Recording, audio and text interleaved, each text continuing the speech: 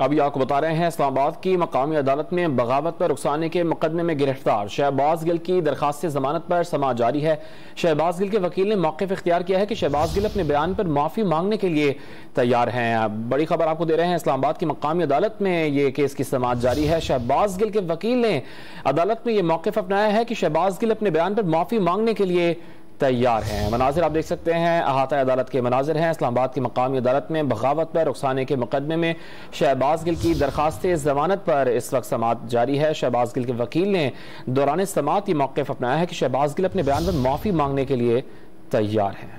अभी आपको बता रहे हैं, इस्लामाबाद की मकामी अदालत में बगावत पर रुखसाने के मुकदमे में गिरफ्तार शहबाज गिल की दरखास्त जमानत पर समाअत जारी है।